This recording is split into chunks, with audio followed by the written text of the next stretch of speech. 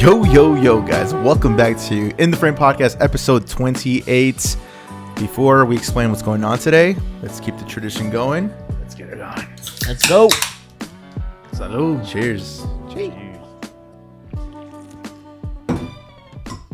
That's good stuff. Let's go. Well, guys, if you guys notice, we have our very first guest of the Potter, Mr. Adrian, a.k.a. Mr. Fittest Rex, a.k.a. Mr. Futures Past, a.k.a. Mr. Ego, a.k.a. Mr. Photographer, the GOAT.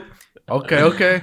That's a lot. Ian, a.k.a. Adrian again. Yeah. What's going on, Adrian? How you doing, guys? man? Pleasure to be here, man. This is Yeah, fun. man. It's been a long time coming, man. It's This is a good friend of mine. I still call him my mentor. He's been helping me out a lot with the game, and when I mean the game, I mean like The business side of photography, videography.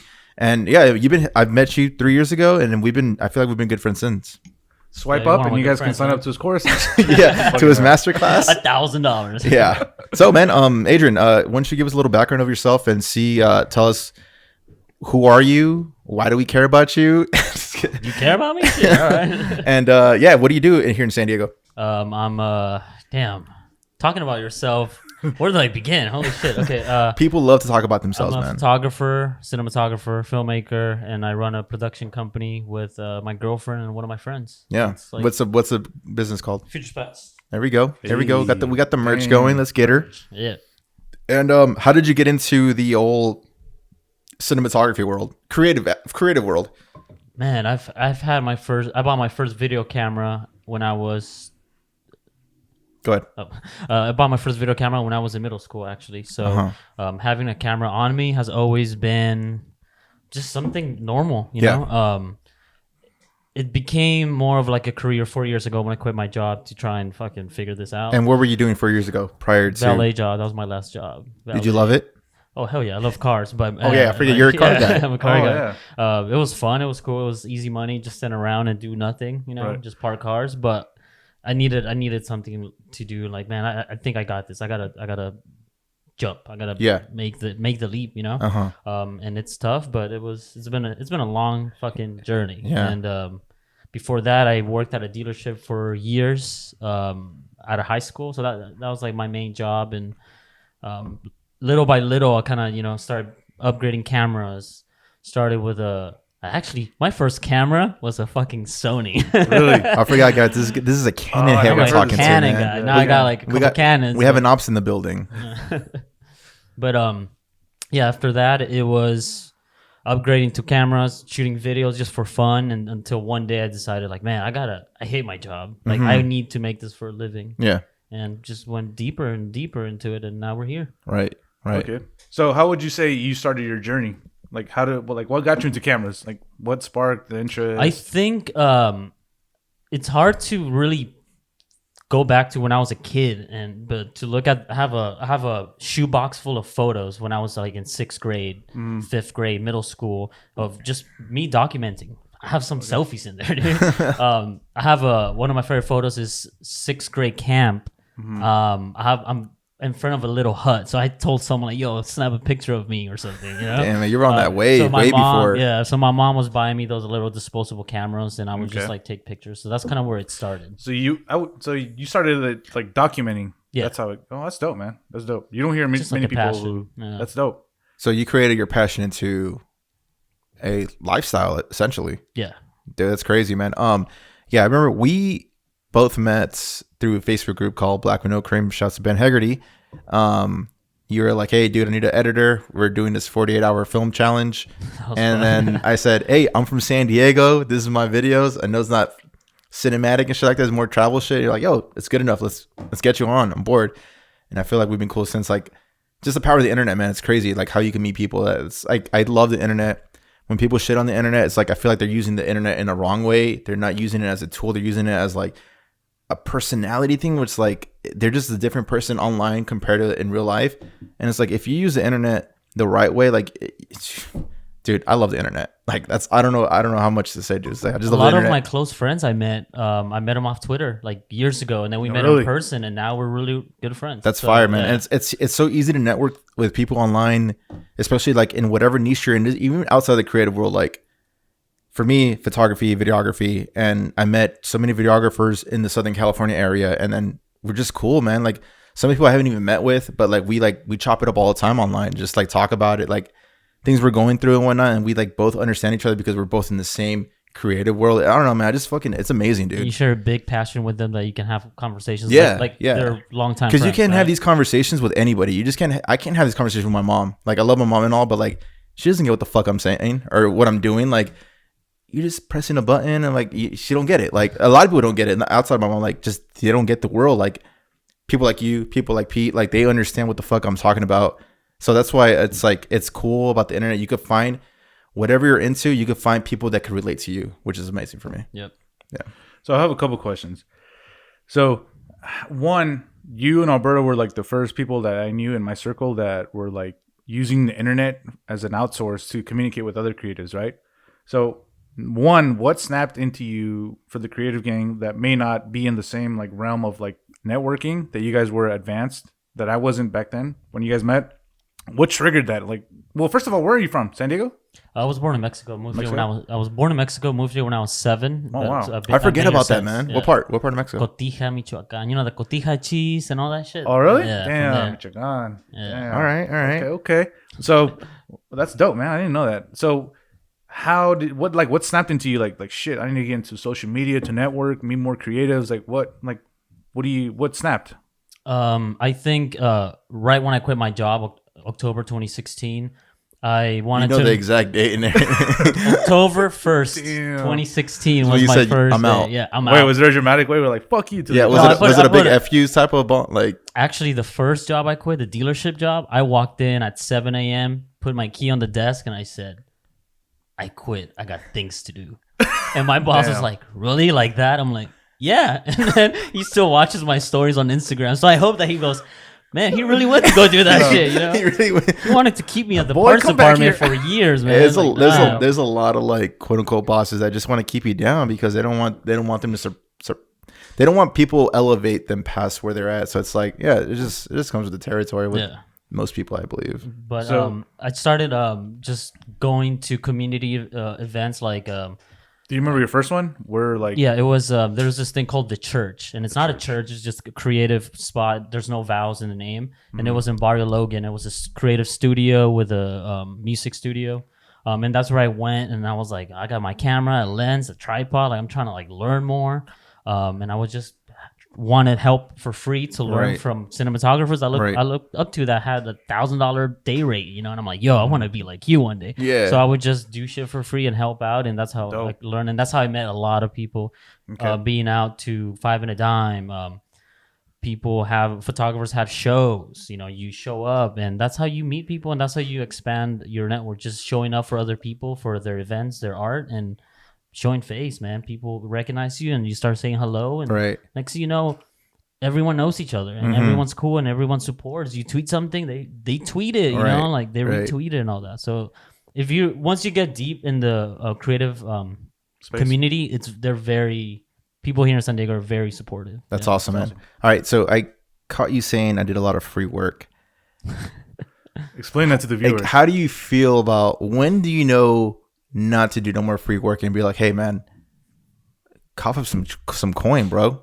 Right. So you have experience clearly doing free work. I have experience doing free work. You've done free work as well. So it's like, when does the creator say like, hey man, like I've been doing free work for a long time, but like, all right, time to get paid though? Like, what do you think about that? I think there's a time and place for free work.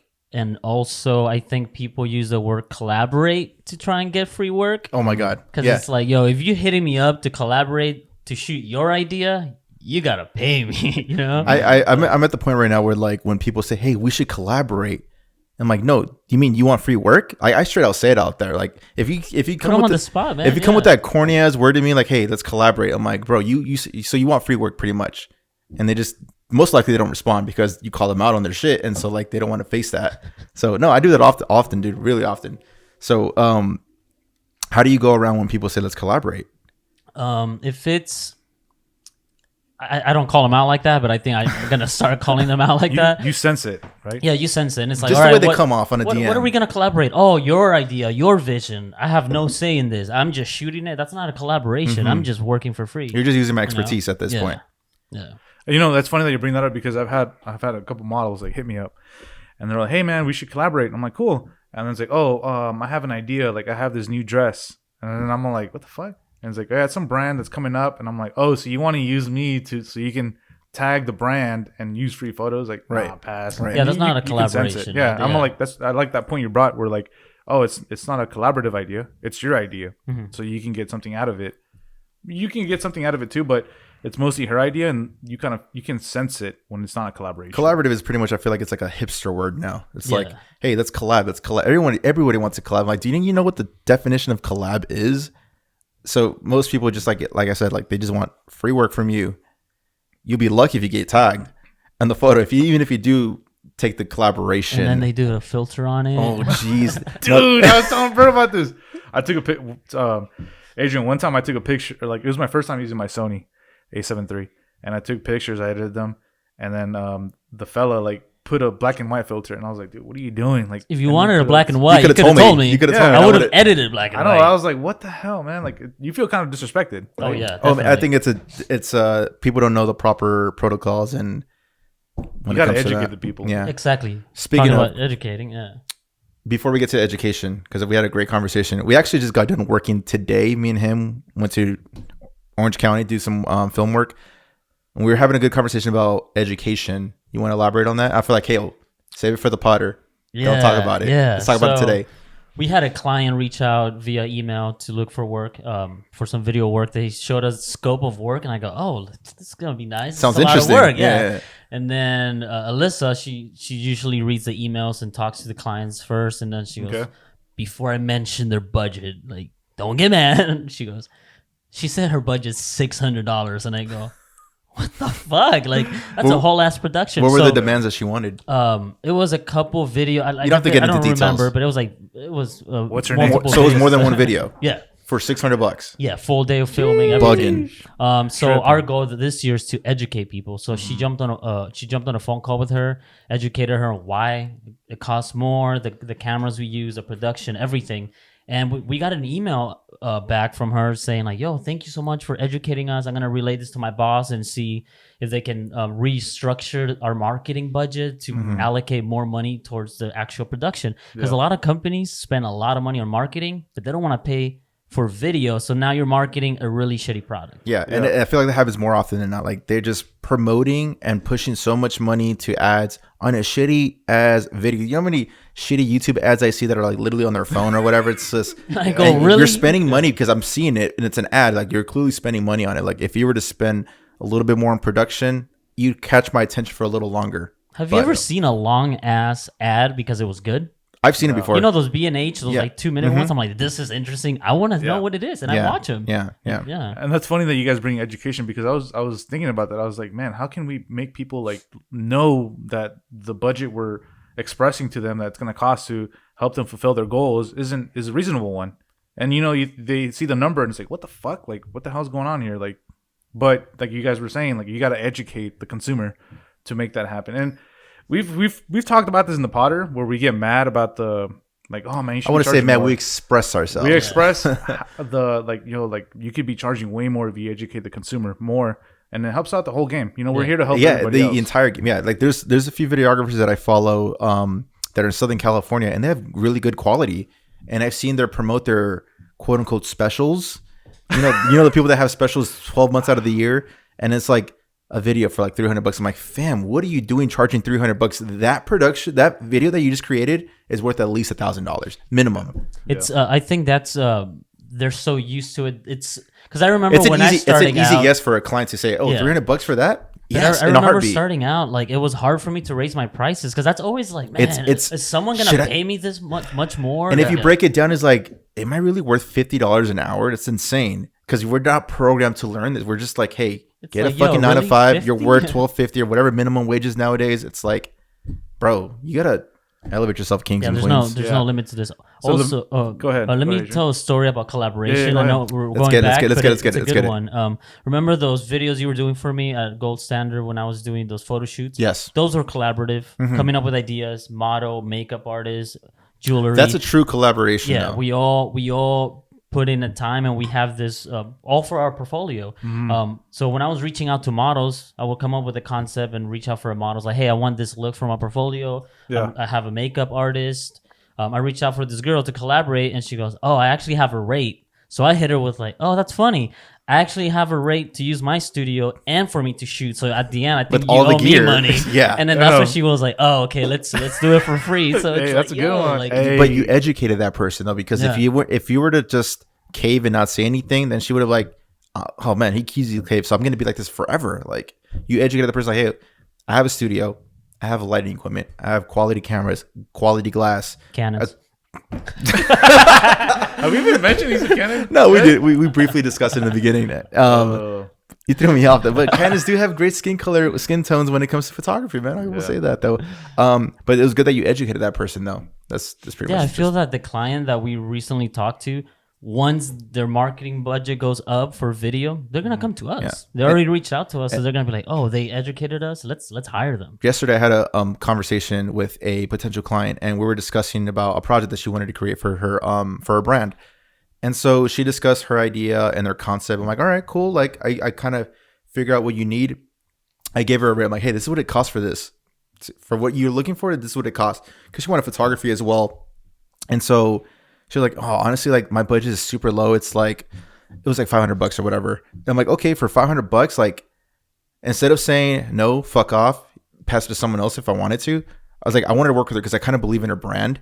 And I'm like, this could be something, this could be a long-term relationship. And so I was thinking about the bigger picture. So instead of keeping the same deliverables that she wanted, I said, hey, let's take this away and then take this away and let me focus on just this. And this for me is worth the $500. And so she was like, and I educated her, like you said, like I told her like, hey, this is what it takes to create this. It takes hours, revisions, quality gear. Like you want that 4K look? We got 4K if you want it. And so she was like educated, and she's like, hey, you know what? Kind of like with your client, is like, I'm glad you told me about this because I didn't know this is how much it takes to create a quality picture or a quality image. And so she agreed onto it. And so like I get my works lowered down a little bit, but it's like it works out in long term though. So like I'm not doing as much, and for me, that money is worth it for my time, for the little time I'm going to be there. And then they're gonna come back. Yeah, and she wants to make a long-term partnership. I mean, that could be shits and giggles. Like she could just be saying that out loud just to make myself feel good. But it's like, hey, man, you just never know what could happen in the future.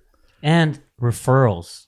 Yes, Most of my 90% clients, of it is referrals for me. and most of, like the first time I got paid my day rate to just film, I was like, "Whoa, someone actually paid me to just film." You know, you're gonna edit it. No, it was I was referred to someone months later after shooting my first short film in LA.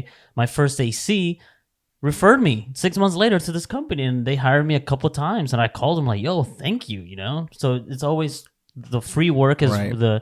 It's networking. It's a long-term game, though. It's a long term Yeah. game. I still And- do and- free work. Yeah, It just I did want to ask you: Yeah. do you still do free work? Yep. It's not anyone can just Right. Oh, you know. But but it has to be a project that you believe in and that you could use as leverage. Absolutely. I've had friends in the community reach out like, hey, how much for a video? This is my idea. And it's so simple that I actually feel bad charging so much. So I go, man, let's just shoot it. Like, I like this project. Let's do it. And it would be, one of them was like just a dolly shot out while he's singing, doing something with Right. flowers, and then the other artist shows up, and it's just one shot. And I was like, let's Super just do simple. that. It's super easy. Come to the studio, we'll make it happen. And I didn't charge him because we've been friends for so long, you know. And like you said, like that person will refer you to other people that need visuals. Like if it's an artist, like, hey, you need some visuals, this is the guy you got to work with for sure. Yeah. And you know, one thing that when it finally clicked to me was like referrals, like word of mouth, right? I was like talking to my barber, and I was like, holy shit, like, you know, photographers and videographers are like barbers. Word of mouth, like, yo, you cut good hair. It's like any business though. Any business, like, word of mouth is stronger than advertising, whatever you want to do. And it brings up a good, you know, playing devil's advocate as Alberto segment. First one, here we First go. one, I'm Would ready be- for that. You know Off how you rip. Off the rip. off the rip, man, would be like charging for free work, right? Or having or like not even getting paid for work. How do you like for the creative out there?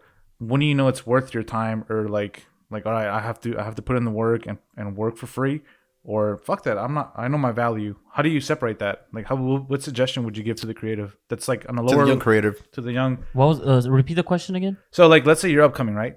And somebody hits you up like, hey man, I could use your work. It's 8-hour day. Come bring your camera, film this, give me the SD card at the end of the day. Or like whatever it is, free work basically. How do you know if it's worth it for your portfolio? At the beginning, most of the stuff is going to be worth it because you have no work. You have nothing to show. You got to be a yes man. I did. There's this guy that I had my first like studio office, like a co-working space in 2014. That's where I met him. He sewed like ties, and then he expanded to like services, like butler services and stuff, like higher end. So I was shooting his commercials and stuff like that in my 70D with my kit lens and a steady cam and no lights and a little loft, and like that's what I had, and I would just do it for free because that's how I was learning. But I was given that opportunity to create visuals and put stuff on my reel. One of my favorite videos that I created in 2016 was a lookbook for a lingerie brand, and this was all collaborative. This is the one in Palm Springs or the desert? Joshua Tree. That was beautiful. So I saw this ad on Instagram. Craigslist, and they were looking for a behind the scenes videographer. I get there, I film all this stuff, and in the edit, I actually did a lookbook video. It didn't even look like a BETS. I didn't even know it was BTS till now. Yeah, so I just got shots while the photographer's filming, and when they were only using one model, I'll film the other model and get my shots. And there's this shot where there's like a broken down house, and then there's like a broken sink on the floor, and it was just very creative. And I was like, I can do something different with this. So I turned in a BTS video and a lookbook video. And I ended up finding out that all the girls met that day. They had a makeup artist. They had a hair. They had models. The girl that did the lingerie put this together. She found a photographer, and it was a collaborative thing. And those are all people that you never know you may work with down the line, down the road eventually. We ended up doing another shoot later on, and then I lost the photos because of the SD card issue. I'm so sad. But that was one of my first videos that I was able to show people, like, yo, I have a lookbook. I can do this for a brand, you know? So I think at the very beginning, it's very important. To go more with what you were saying about when to say yes and when to say no about free work, I feel like if you're up and coming, you got to say yes to everything, so you know what you like to do, you know what you don't like to do. Yeah, like experiment. I know exactly what I don't like to do, and I do know what I like to do. So like you need to try everything just to see. There's so many niches in this world. Yeah, like, that's what I was basically telling them, because I'm sure you know what you wanted to film, but when do you draw for the guys like oh fuck, like I'm getting offered like all these car shoots. But when do I say like, oh shit, like I've done too many car shoots, like I want to make some money because it's my passion. Like how'd you find that line where like, all right, I'm gonna ask now? Like I think it's more on who's reaching out. If somebody hits what if me it's up, the same person like for like 5 shoots in a row? Oh, you gotta charge at that point then. Yeah, 5 shoots in a row. After a while, I think now the guy that I did those videos for, those commercials for the butler and his products and his ties, if he reached out now, I'm gonna charge him. Facts. Was the conversation when it arose and came to time to like, hey man, I'm gonna charge? Was it awkward, or was he like? Oh, I haven't. I never charged him because it was just at the beginning that we worked. But if he was to come to me now, it's like, oh man, it's gonna. Of course. I gotta charge him. especially. I'm saying like have you ever had that awkward position where like you were like, oh fuck, like I kind of want to work for you, but it's not collaborative anymore. I'm gonna have to charge you. You've never been in that situation? I don't think so. I think it was always like one-offs type of thing. Okay. And then once it got to money, it was probably a different client by then. I can't really recall an instance. I'm trying to think of something like that too, and I can't recall anything like that as well. Okay, that's good. So that's awesome, man. So let's go and pivot to gear, right? Let's get into the nerdy talk. So what I heard is that you used to be a Sony head and you jumped. He literally just said like 5 minutes ago. Yeah, what? Go to my page. You ruined my page. I had a Sony, but I always had a Canon. So I'm going. I don't really know you. Like you guys, obviously, you guys can tell by this podcast is mostly Alberto and Adrian talking. Yeah, who's this guy again? So okay, you got a Sony, right? What made you go into a Canon? I had a Canon most of my time. I bought a Sony A6300 because I have my 70D and I wanted to get something 4K. So I actually bought. And a 70D is a Canon. Canon 70D crop sensor. I bought Panasonic GH4. That was my first 4K camera, and I remember being stoked to box set 4K. I'm like, fuck yeah. Back when 4K was very expensive and then, to get. I bought that. I used that for a while.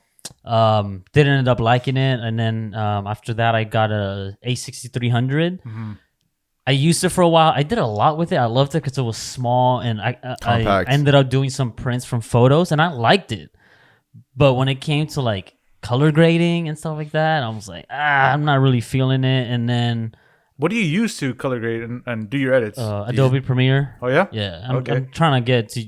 My business partner uses DaVinci. He's always like, "Yo, you gotta use this," and that's like the next level. You know what? Like, I know. You shoot with the I only like from what I've seen from Alberto's social media is that you shoot with the red, right? For most of the time. Damn, man, just just made dropped out the with the bomb fucking like that, bro. So red. So that's what I'm trying to get at. So you coming as like a top gear, right? So like top tier equipment user. Do you really like? Okay, so let's talk about it. Fuck it. A1. What do you feel about the A1 that just came out from Sony? I haven't looked into it too much, but on the way down from our gig earlier, he was telling me about it. Here's my thoughts. It's $6,500, right? $6,500. So $6,500 for a DSLR. It's a little hybrid. Yeah. The only DSLR I would pay $6,000 for is probably 1DX Mark III because it's a professional photo camera, especially because I'm getting more into the automotive world. I need something that can shoot like that.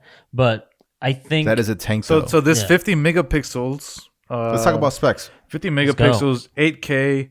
It doesn't intrigue frames. You, and it's almost like it's like a Super Saiyan AS3 because it's not the AS7S3, but it's like a little bit below. It still has some if I were to say it's like the A9 fused with the A7S3. A7 is too because it doesn't ISO. Well, yeah, but that's what I'm saying. But like the A7S3, of course, it's a hybrid. Essentially, it's a 12 megapixel compared to a freaking 50 megapixel. Therefore, you can't go super low light with it. So you can't have both, right? So you can't have both worlds. There isn't no perfect camera. Extended ISO is 100,000, 200, 400. So it's not quite at the. It's even 50 megapixels is insane though. Yeah, it's for photo. So that doesn't intrigue you as a entrepreneur, videographer, photographer. Fam, he shoots with the red. You like what? For the viewers out there who don't know what the fuck is a red, I didn't know a red till we started this podcast. Like, what are the benefits of owning a red? Right? What kind of red? We have a Raven and a Scarlet. So what are they worth body wise? Man, right now ballpark, 10K used. 10K a piece used. Okay. So what do you? So me asking as a newcomer, I don't fuck with reds.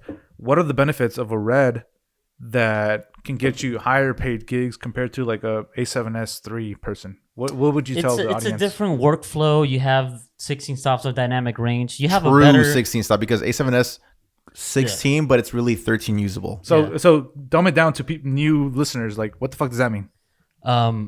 As much as a DSLR can shoot 8K, if you get a red Monstro 8K, they're different 8Ks. Our phones shoot 4K. Quote unquote, but it's not the same as shooting raw on a red. One thing I love about shooting red is I can shoot something. Let's just say it's a little underexposed. I can actually go in there in the actual file and change all the settings as if I was changing it on camera. And so this is in post.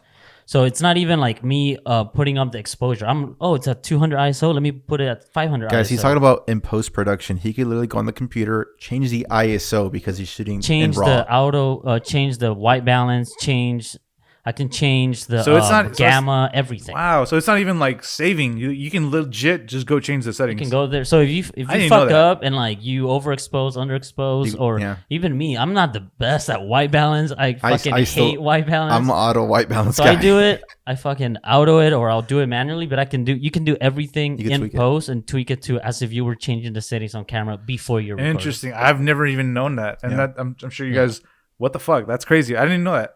So fuck the A1 color grading. The A1 is everything useless. Is gonna give you. It's gonna give you a better image at the end of the day. I feel like you're about to say something really interesting about a DSLR 8K if you're gonna spend that much money on it. Yes. Okay. Mirrorless. So with this new camera, this is one thing I told him earlier. I was like, all right, you have 6,500 for one DSLR that's mirrorless, better at photo, mirrorless. But video.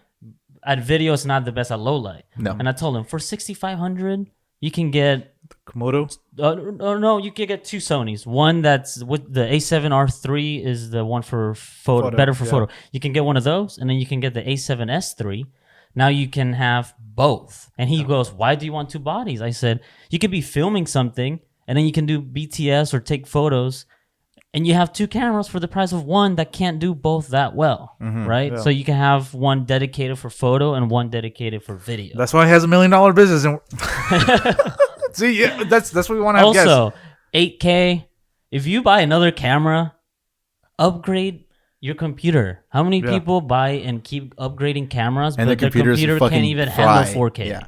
They can't even handle 4K, let alone 8K, let alone 6K. Like, what are you gonna be shooting with 8K? Your vlog? Come on. That's something Pete and I have been like talking about in the podcast since day one. Like, if you buy a high piece of machine when it comes to a camera, you better hope you have a fucking computer that can handle all that information, because most computers cannot handle that information. Nope. Like, mine does pretty good at 4K. I mean, I have a beast of a fucking PC computer. It's a gaming laptop. It's a gaming computer essentially, but it can handle all that information. 8K, I wouldn't even want to try it. Like, I've heard stories like you gotta have the beast computer. Yeah, dude. Like me, like I edit these dumb little stories on our podcast. My shit's fucking like a lawnmower. Like those memes you sent me. I'm like, dude, like I can only do like a 30-second video. Like, thank God it's only like under a minute, right? Yeah. And then one time I edited the whole podcast, I was like, Jesus Christ! Like it was rendering for 2 hours. People don't think about how taxing it is on your equipment, right? Or your computer, your PC. It's easy to get a body, but I feel like more to invest. You were saying, put that extra money, spend it on lighting, audio and lighting, on audio, grip stuff, C-stands, sandbags.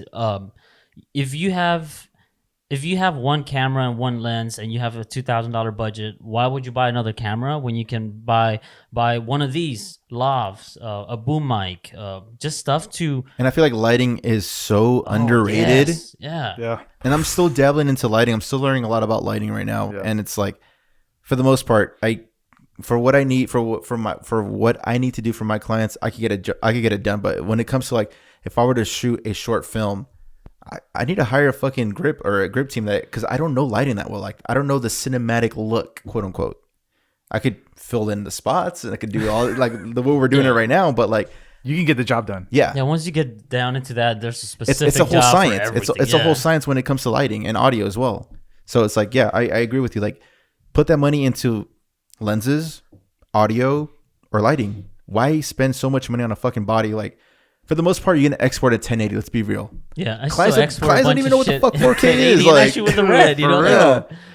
I was telling this to one of the guys in one of the creative gang members. We were talking about this yesterday. I'm like, dude, like, most people don't even know what 4K is. I still export at 1080 no matter what. How many people go on the computer and be like, how many people have fast internet to put 4K? Let alone a monitor that can handle true 4K. Babe, it's taking too long. Let's just do 1080. Like, fuck it, do it. They just watch it in 1080. Most people watch videos on YouTube on auto. So and also it's very important to shoot 4K, because now if even though you're gonna export in 1080, you have that range to Don't get me wrong. I still shoot 4K all the time because I have so much freedom to crop whatever I need to crop, because you still save resolution. So it does make sense to shoot 4K. You're gonna have a better image when it's 4K, and then it's like. And if you downsize it, it's still a beautiful image. Yeah. So, what would be like your number one investment in equipment for the creative gang out there? Since we've already set let's just say you have a camera and two lenses. Let's say you have a Rebel T or whatever, some shit like that. What would be your advice? Let's say you have $1,000 budget. Do you invest in another body, or do you invest in? It's gonna come down to the shoots that you want to do. So what's been a good game changer for you that you've like, oh fuck, like this made a big difference? Man, everything, grip, sound, and lighting. Because for the young content creators, what is grip? Grip is anything to do with manipulating light, not the lights. So soft boxes, grids, anything you put in front of lights to manipulate it, to pretty much manipulate the light how you want it. Okay. C-stands, all that, all the rigging of lights. Gotcha. So back to what you were saying. What was I saying? You were saying that you would spend, if you had $1,000 budget. Gotcha. Depending on what your shoot is. It depends on what you're doing. So right now I have 2 mentees, and I told them, give me a list of what you have, the gear that you have, and the stuff that you want to do, and the budget that you have to spend on gear. So what I went over with them is like, okay, you have this and that. What do you want to do? Do you see yourself shooting interviews? Do you know, a lot of stuff. You might not see yourself shooting interviews, but sound's going to be very important. Even sound design. So with that, I tell them like, oh, you have $1,000 to spend. You have 2 lenses. I think you're good with those 2. Let's buy some audio gear, you know? So it depends on what you want to do, but lighting and sound before upgrading camera. I feel like that's a good answer, but like for the Hypebeast people that go on YouTube and they're just promoting bodies after bodies after lenses after lenses, they're really doing it for their affiliate link. So if you click on their affiliate link and they get a chunk of that change, it's all a business move. They're gonna sell whatever the fuck they have the clout, they have the viewers, so they're gonna sell the Hypebeast shit, which is you should get the A1, you should get the fucking new 55 Zeiss. And just throwing it out there, all my cameras are outdated. All my cameras are old, man. Yeah. Wait, so what's up with their what is it, C100?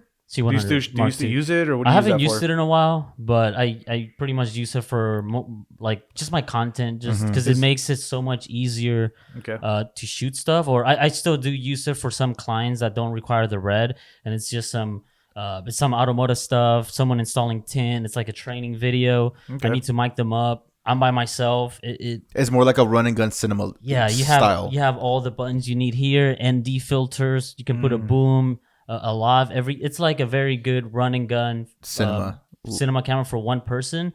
It only shoots 1080, but it has a 4K sensor. It's a 8-year-old camera, but it still does a good job for the quality that it puts out for 2021. Yeah. Damn, that's crazy. So you go on your regular day, you're just fucking with reds, essentially, right? Yeah. So how did you come up with getting red? Because it's so expensive. Did you build eventually you build a team, right? Yeah. So for the creative gang, you have a, what's it called? Futures Past? Yeah. Studio. How did you come up with like, okay, like I've conquered this task. Now it's time for me to go onto the top tier and build a team and build a company. Like what motivated you to go to the next level? Selling myself solo was hard. Trying to get a bigger bag and knowing, man, it's how do you sell yourself for a bigger job when it's just one person? Okay. You're going to need to hire a team regardless. So 2 years ago, I started this company with my girlfriend. She quit her job. She does marketing and social media. And she quit her job. Yeah. Damn. So we're going balls deep, baby. It made sense because I quit my job 2 years prior and she saw me struggle. So you guys were already together before? Yeah. Okay. So we it was a lot easier to just come together, and now she does all the talking to clients. She goes through the emails, all the admin stuff. She talks to them. She does. I just tell her like, babe, can you do an invoice for this client for today? This is the info. She'll write it up. I don't have to do that. Damn. Because at the end, it's you kind of like have delegate work, and everybody has their thing to do. I shoot, I edit. She gets the clients. I feel like that's a good point, and I feel like that's a great, like Alberto, like shit. Alberto's gonna need an assistant so he can keep his creative juices flowing, because that frees up a lot of space for you, right? Yeah. Like creatively wise. But so that brings me up to my next question. So your family was obviously really supportive with your goals, right? Let's not assume that. Were they? Yeah, I don't know. I mean, yeah, like they don't really. I show my dad videos that I do and stuff, and he's just like, "Oh, that's cool." He just doesn't get it. Dad, like this is what so I'm trying dope to, for what me, I'm- you know. That's a good. I'm sorry, viewers. I don't know you, Adrian. I don't speak to you as much. What leads me to a correct question is, what kept you motivated? You know, it was like yo, like fuck everything. Like this is what I'm meant to be. I don't have a B plan. I don't have a plan B. I love that. Because if you have a plan B, you already know you're gonna fail. Bars of the fucking week. Yeah, Let's fucking get her. Like honestly, the first 2 years I quit my job. I quit my job October. December I was negative 400 in my bank account. Fuck. That was a mind fuck, because I was like, man, why did I quit my job? But honestly, I'm glad I did. You know, I'm here now, but it was tough. You were extra hungry. Yeah, but never giving up. Knowing that it was hard. I've gone through so fucking many overdraft fees. Sometimes I still get them, man. Like it's tough out there. But you've gone through the mud for sure. This is in the frame, keeping it raw. Yeah, but honestly, it's not giving up, and the whole having a plan B. I feel like you're already setting yourselves up for failure because you don't believe in yourself enough. And I agree with that. I'm trying to hold your hand.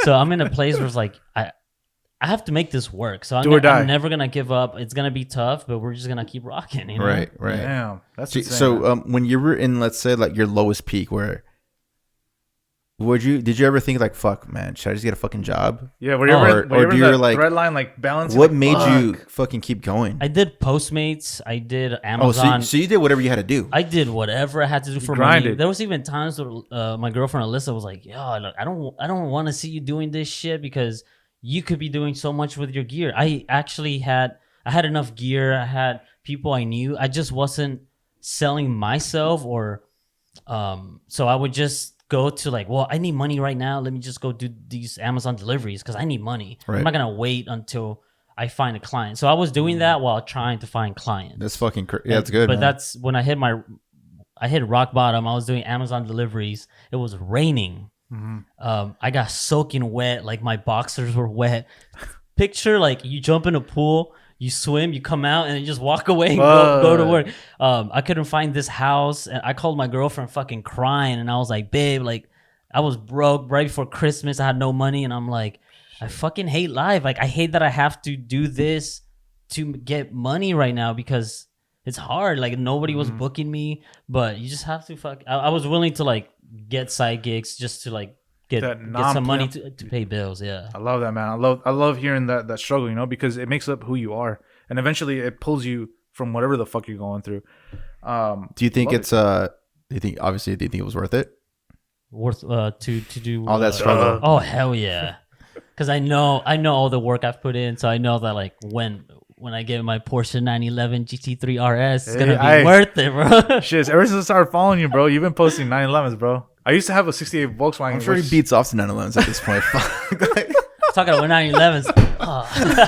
Hey, I'll tell you this much. I want to get the Macan. That shit's beautiful. That shit's sick.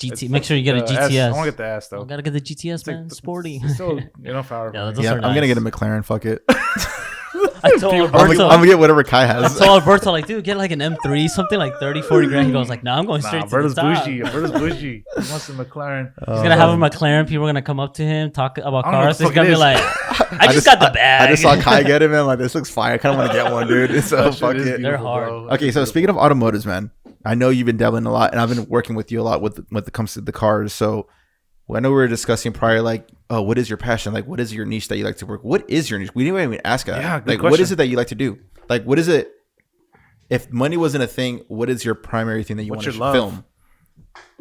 I think right now it's automotive. I've worked on a lot of short films. I've never written a script myself yet to do a story of my own. You've been part of many. You've been a part of. I thought you wrote the one with Alberto.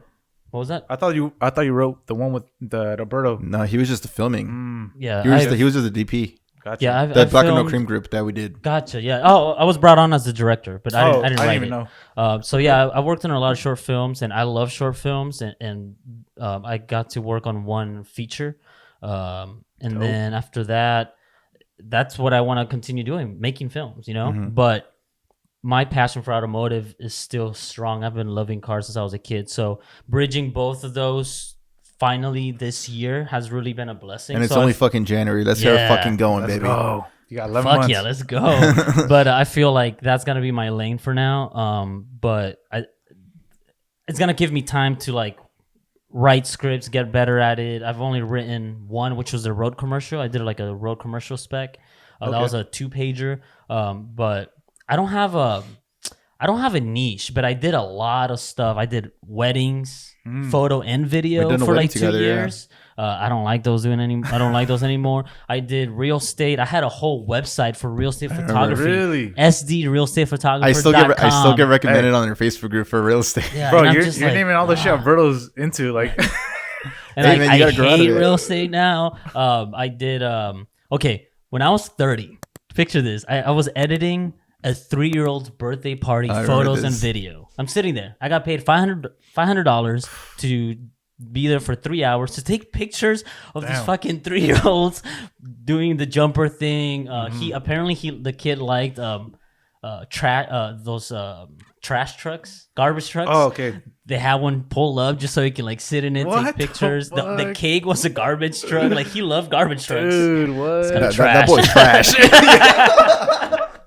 like, son, are you sure you like trash? that dude trash. Shit, we didn't even. So, how old are you? I don't even know how old are you. 33. 33. Yeah. So that was 3 years ago. So I'm sitting there like, man, I don't want to be shooting and editing 3-year-old birthday parties. I did a couple. One of my friends' cousins. I did her kids' birthdays for like 3 years. Every year she'll hit me up for the next birthday party. Right. Really? And it was cool, but to get paid $500 to film a video and take pictures and edit it the same day and turn it in, it's kind of like, man, I'm grateful that I was able to make that money in a day, but it was also like, I don't want to be doing kids' birthday you weren't fulfilled. parties. Yeah, so I've done a lot of stuff that I don't like, but that's the stuff that you gotta, like you said, you gotta do a lot. You gotta do a figure lot out of what you bullshit, like. man. You gotta do a lot of bullshit. So right now it's music videos, branding videos for companies, commercials, shorts. Like short films, pilots, anything to do with like filmmaking that's like more creative. So you want to get into? So you're saying your niche that you want is like automotive short films,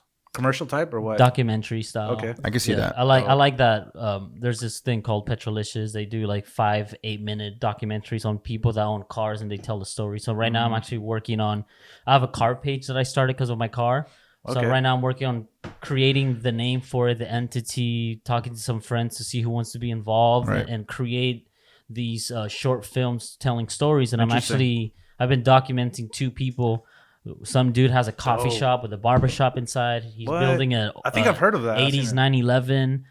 So when he told me about this, I'm like, bro, I'm going to film you if that's okay.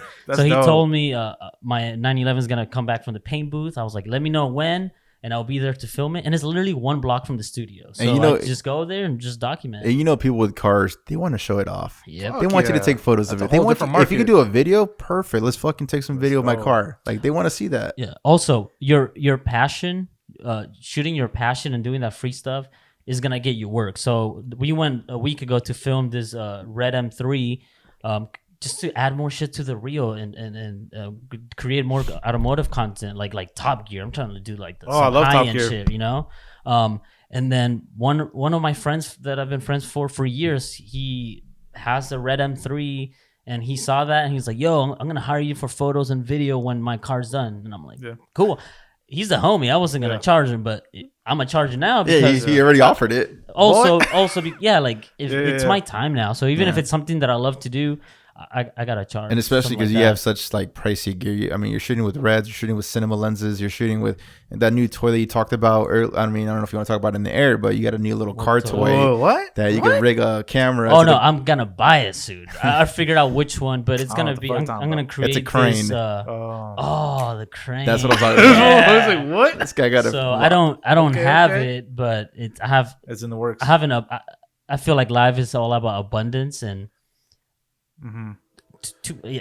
I don't. It's in the works. Yeah, it's in the works, but I have access to like a whole motor crane on top of a matte black. So instead of hanging out of a window, we have a fucking crane that they could attach to a car like a Scorpion. Yeah, exactly. Oh, damn. $40,000 motor crane on a Porsche Cayenne. Oh, okay. So we get to play with that soon. That's gonna be fun. It's gonna be a fun one. So let's talk about that car you've been throwing at in your stories.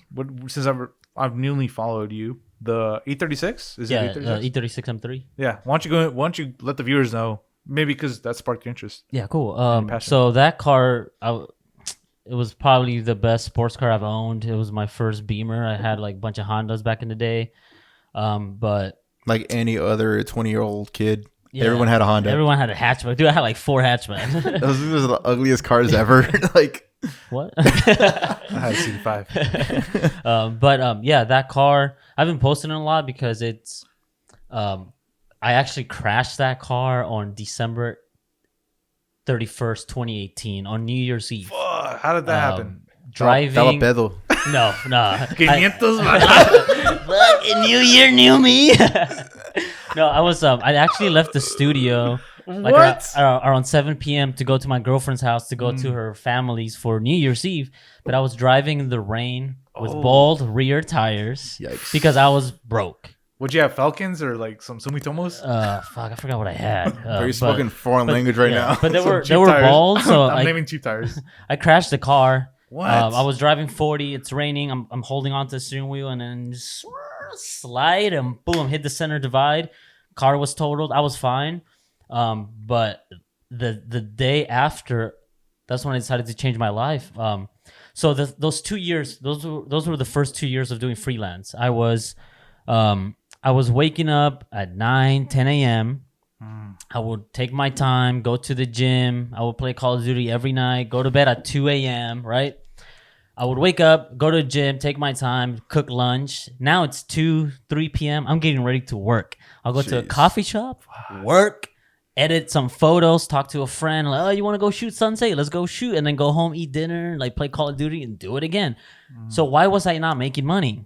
I wasn't taking myself serious. Yeah. You want to be taken serious? You got to take yourself serious. So December 1st, 2019, I woke up at 7 a.m. for the next 21 days. I didn't give a fuck. I was like, I'm waking up at 7 a.m. I'm tired of being broke. I got to change my life. I started meditating more. I started journaling. I've been journaling for 2.5 years. And I feel like I was able to really change my life and tap into my intuition, my spiritual life, and my self-care, and start taking care of me, take myself serious. So 21 days, woke up at 7, had my best month in 2 years. And I was like, Let's go. oh wow, like there has to be something. Like I have my best month in 2 years, and I'm waking up at 7. I started after 21 days, because it takes about 21 days to change a habit. I started reading a lot. I read like 28 books in 2019. I read like 29 or 30 last year. So it was more about like self-knowledge. How can I become a better person? How can I change my life? We want things, you know, we have dreams of like, I want to shoot for Vogue. I want to do this, but do we do the actions for it? Not really. So if you sit down and think about it, we don't really do the shit that we really need to do in order to achieve our dreams. Exactly. So I still post that card because it's a symbol of my growth and change. I had to lose something that meant so much to me but now I'm here. So after that, I started waking up at 6. And then once I got used to that, I started waking up at 5:30.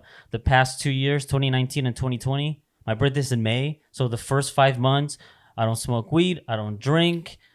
This year's different, you know, 2021, COVID, all that shit. I don't drink. I didn't watch Netflix. My TV was off for months. And I was just in a routine of like, wake up at 7, work.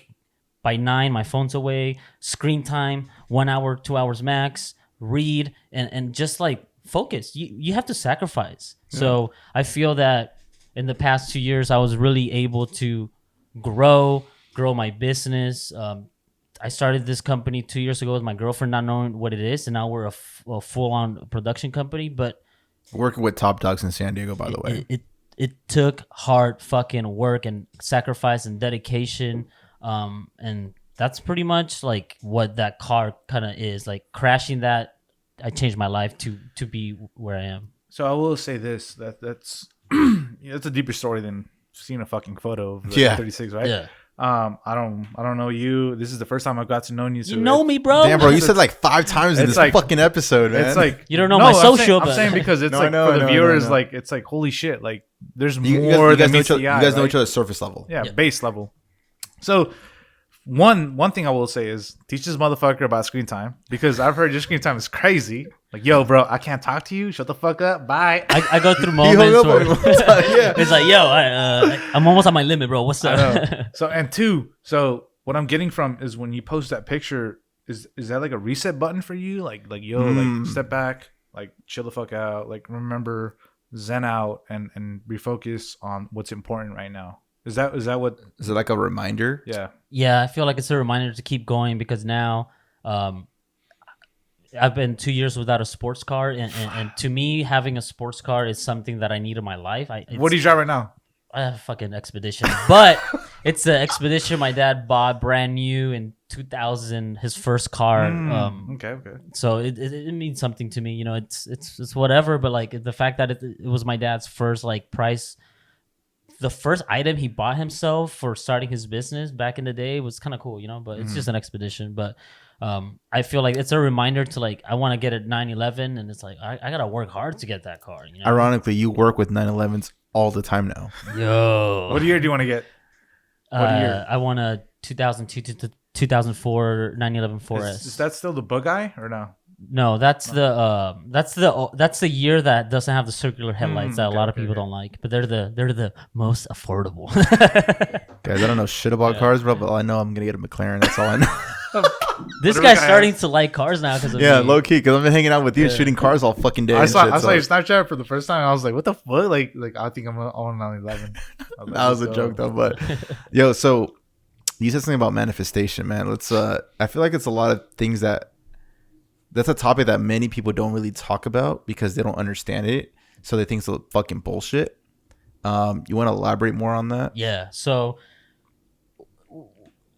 I feel like most people live in a world where we go to the 9 to 5, we have a job, and a lot of people are sad. They let a lot of things bring them down. So ever since I started working on myself 2 years ago and started kind of like reading, I read a lot of self-help books and read books that have to do with manifestations and the mind and how we really do have the power to create the life that we want, because I've manifested some crazy ass shit that I'm like, how the fuck did this happen? But the life has rewarded me with things. So along the way, I've been broke a lot. Even now, I don't have a lot of money because I have a big ass overhead and I have abundance of I have all the fucking equipment I ever wish I had as a videographer 4 years ago, you know? So in exchange, I'm exchanging my energy for abundance, not necessarily money all the time. But a lot of things have happened in my life where I go, oh, wow, like that really happened to me. And I started looking into it and like reading all these books about all this shit makes me realize we really can manifest everything we wanted. For example, for years, for like the past 2 years, my girlfriend and I wanted to live in a downtown loft. Every day at the sauna, when you were allowed to go to the sauna at the gym, man, which I miss. That's a luxury, going to a fucking gym right now. Many people. Yeah, Shit. like every day after I worked out, I would sit in the sauna and meditate and say my affirmations. So affirmations are important. You're telling yourself, this is what I want. This is what I am. This is my worth, whatever. I would say, I live in a downtown loft with Alyssa by her birthday. So her birthday is September 8th, right? Mm-hmm. I moved into a downtown loft September 4th. The way that happened, I went to a friend's coffee, like a little speakeasy type of thing where like before he opened it, it was like, hey, I have a new coffee that I want to try out. Come through. I show up and it's just one other person. I'm talking to him like, hey, so how do you know my friend? And she's like, oh, like he used to be one of our clients. What do you do? Oh, I manage properties downtown. Oh, what kind of properties? Lofts. And I go, this is this is like mid-March. No, not March. What's before September? It was August. before the pandemic, Yeah, for sure. It was during February. the pandemic. Oh, was It was during the pandemic. Oh, shit, okay. This was February, August, mid-August, and I go, oh shit! Like we're actually thinking of moving downtown into a loft. Like, what are the things? Like, what kind of lofts? She starts showing me some properties. I go, cool. Let me get your number. And she goes, I have one that's going on today. Like, I'll send you the listing when it's up. She sends me the listing, and it's the same loft that her and I saw months ago. They're like, man, if we move into this loft, that would be fucking dope. Like, this is the dream loft. I met the person in charge of that listing. She posted it up, first dibs. I moved in 4 days before her birthday. I've been saying that for months. I live in a downtown loft with Alyssa by her birthday, and that happened. I've been able to manifest a lot of things of the things that I want by just me working on me, doing me, meeting the right people.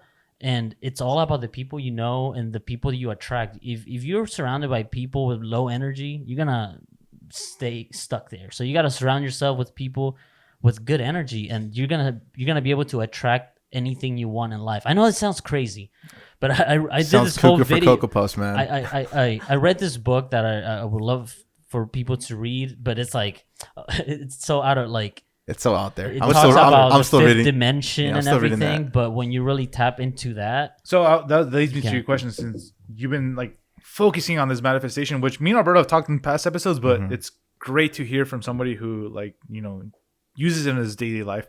What's an author that you would give to like the viewer to like focus on, like get help. The one that you're about to mention right now. Yeah. Oh yeah. Fuck. What is it called again? I have the book right there.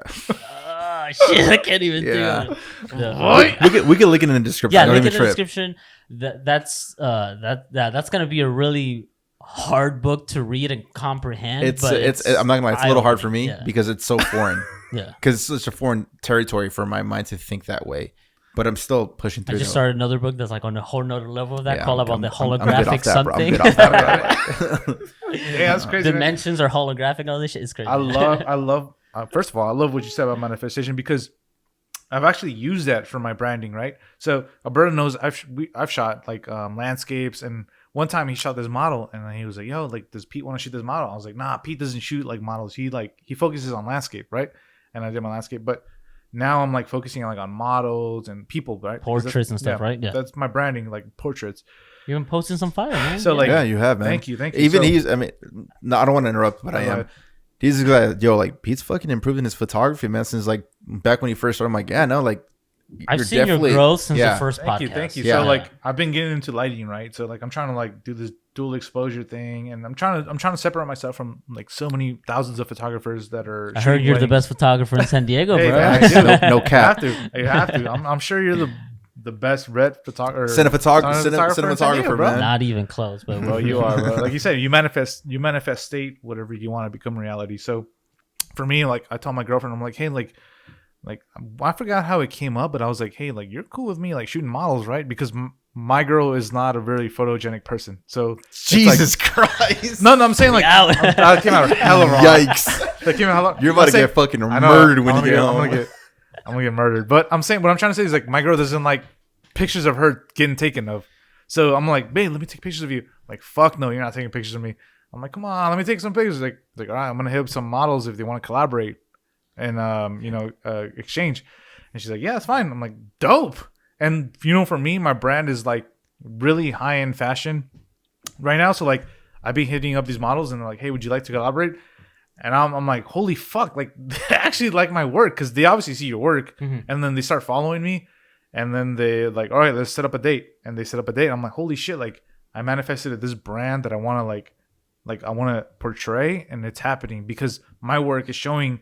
Like they're obviously going through my profile and be like, okay, like I'll fuck with you, I'll follow you, and obviously they follow me so they can read my messages really quick.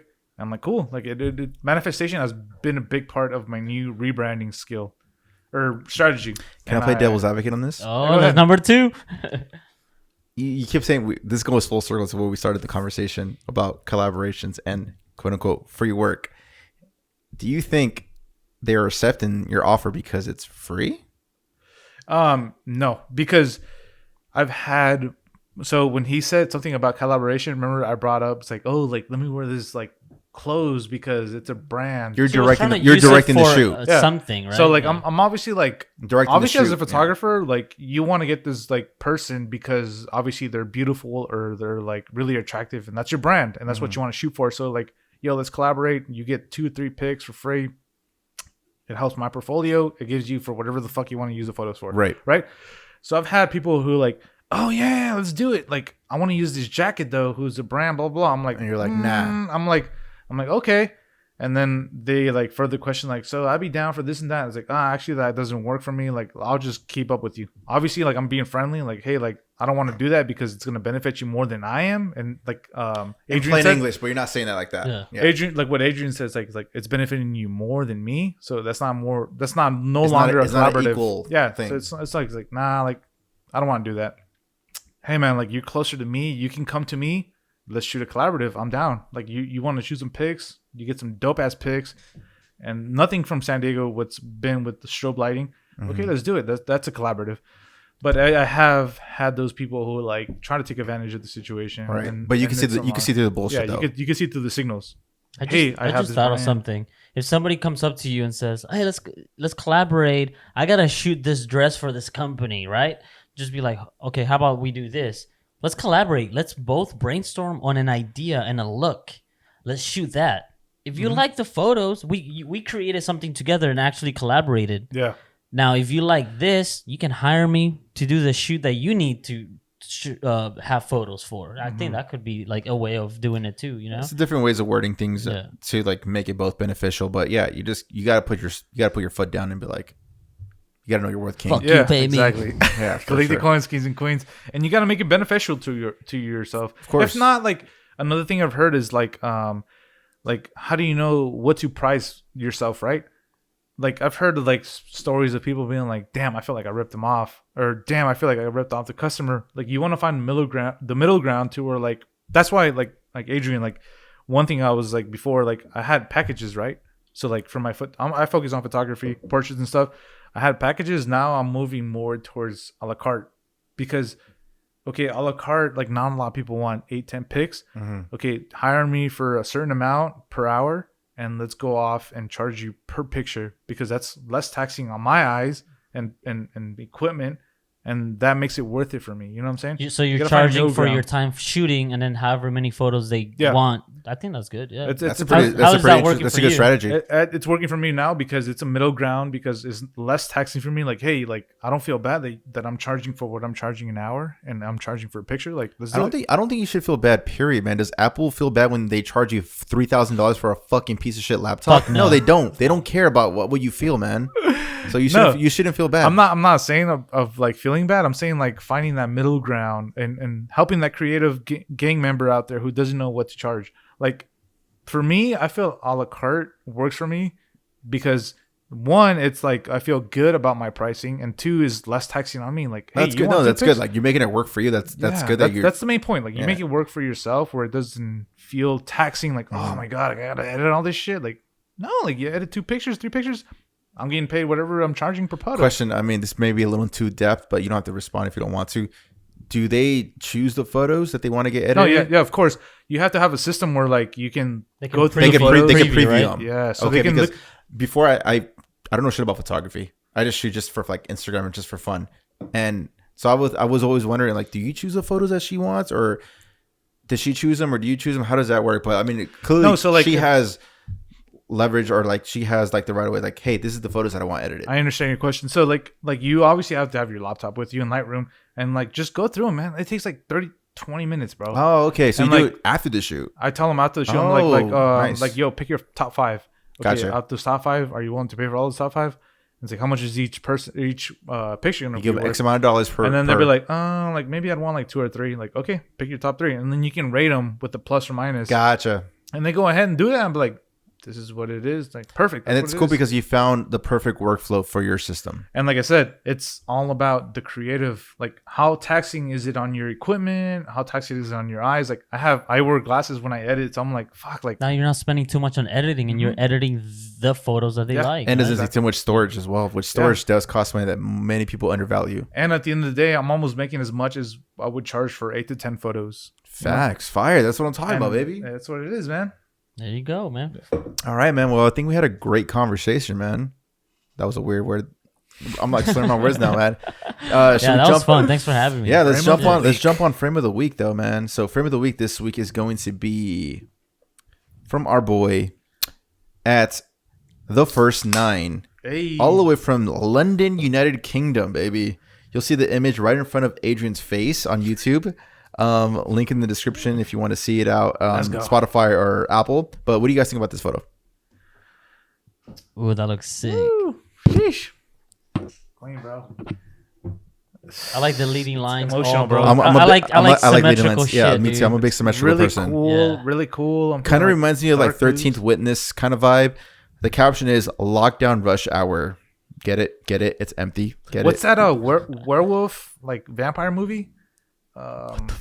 It's a werewolf vampire movie. I think I know which one you're talking about, but it's like all blue looking. Yeah. I don't know. I know. Is that hot girl that plays a vampire? Yeah. I forget the movie, but no, this is a good image from the First 9. You'll see it here on YouTube, and then make sure you give him a follow. And thanks for supporting us, supporting the Potter, man.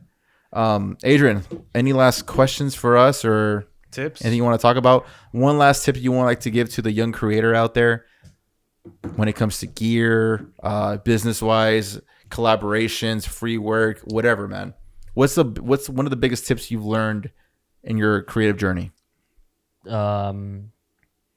take yourself seriously if you want people to take you seriously. Like, start your DBA. Well, what the fuck is a DBA? Doing Exactly. business ads. Huh? Like make. If you've been doing this for a while and you have that, like, all right, you know what? I feel like I can charge more. I feel I have a website. I have everything going on. I'm starting to get hit up more. Make it legit. Make it a business. Do the invoices. Do everything legit.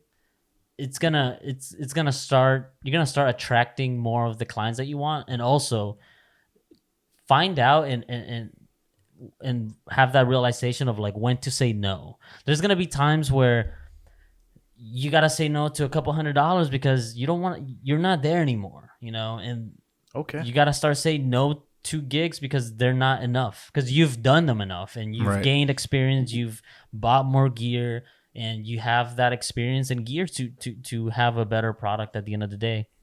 So kind of like know when it's time to like, I can't do that for that much anymore. Even though Right. 2 years ago I was doing those videos for even less. Like knowing your worth. That's good. And like if you know your worth, you raise your value. It helps the entire game out too. So it's not just you. You're helping out the entire community. Also, hire people to help you. Like, don't get the big bag and try and do it on your own. Like, you're gonna get to a point where it requires multiple hands, and it's gonna honestly make your job a lot easier Right. when you have help. All right. And one last thing, we got a few minutes left. Describe your perfect day if money wasn't a thing. Real quick. Like a day off from work, or The perfect day. What do you do? Well, yeah, go ahead. What's your perfect day? wake up What time are you waking up? 6 Okay. a.m. 6 a.m. Wake up, meditate for like 30 minutes, do some stretching, read for like an hour, do a workout, hit the gym, work out, do some boxing or something. Just like do movement, cardio, lift weights, and then start up one of the cars. Like start up one of the go. cars, go Let's for a go. drive, get coffee, and then film something like I'm filming a movie, and then I get to rest at night and get to like disconnect and end it with journaling about my day and like things that I learned, things that I like, emotions that I felt, and read a little bit more and like I love it. yeah, simple like I love something it. like that. I love that question. That should be your. Yeah, it's consistent gonna be a question for every So- guest. Perfect day. Yeah. question. My single question, last question would be, what do you do when you're not shooting? What are you focusing on? What's your like passion when you're not shooting? Don't fucking cap, bro. What's that fucking video game you always play? Okay, so my friends have been making fun of me because I have a PS5 and I haven't turned it on all month because I've been busy. That's and a You have a fucking PS5? stunt, baby. But Damn! yo, I don't even fucking they, touch that shit. they've been saying like, yo, talk about wealth. That shit is just decor. So I gotta like start putting on the Instagram, like just fucking with them. It's like, I got my new paperweight. I even told him like, yo, take a picture of my PSN that says last on 30 days ago. Stunt? But what was the thing? Like, What is it that you do on your day off? Yeah. What's I'm that not game that you shooting. play? Okay, if I'm not editing, like no passion stuff, nothing to do with cameras, I'm smoking weed and playing video games. What is the Yeah. game you're playing though? Call of Duty. Is No, what no. What's that car game? I got a whole racing. I'm building have my a- racing simulator, so I have Oh, the wow. steering wheel, the pedals. I have a regular chair right now, but I'm trying to get like the whole system, the chair. I'm either gonna go with VR or 3 monitor setup, but I'm racing on Assetto Corsa, which is like a racing simulator, and it's so fun. You put the headphones on, you're in the car. Damn. I'm doing this to learn all the racetracks, so when I get my sports car, And for our smokers, what's that strand you smoking? I'm fucking bro. You don't have to answer. Where can people find you at? Instagram is Fides_Rex. If you like cars, follow my Instagram. It's at E36 Mia.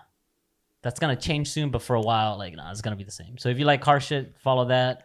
Anything else, follow Fides_Rex. Don't forget And- Futures Past. Oh yeah, futurespass.co, production company in San Diego. And if you guys need to rent a grip van, if you guys need to rent gear, Studio. need to rent a studio, a red Podcast room. podcast room, Rokinon cinema lens, anything that you need, let us know. We have everything. We we're want to gonna- be able to help other film makers use the gear, you know. Let's go. Where can people find you, Pete? People can find me at petercollinframes.com or petercollinframes on Instagram. Where can they find you? Yeah, so you can find me on Instagram, @A_Mendoza_. And guys, if you're listening on Apple Podcasts, make sure to give us a 5-star rating and give us a review while you're at it. And then on Spotify, you can't really do that. Share it on Instagram. You hit the share button, put it on Instagram stories. That's all you got to do.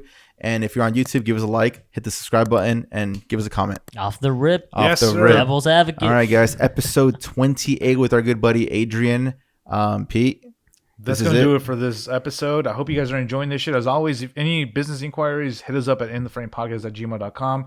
Hit us up on our Instagram. Yeah. DM us Instagram. Loving the conversation we're having lately. We're busting out some heaters, which damn. If you like this podcast, drop a red car emoji on the comments. Ooh, I like that. Okay, Yeah. red car emoji, guys, in the comments. You know what? Go to his Instagram and flame him with red car emojis. Yeah. So he knows that it came from the Potter. Yeah, let's do that. Let's do that. I like that. Guys, let us know if you guys are loving this. I hope you guys got a lot of new information. Roberto? That's it, man. This is going to do it for In the Frame podcast, episode number 28 of season 2. Adrian, our guest. We'll see you on episode number 29 with a new guest. Peace.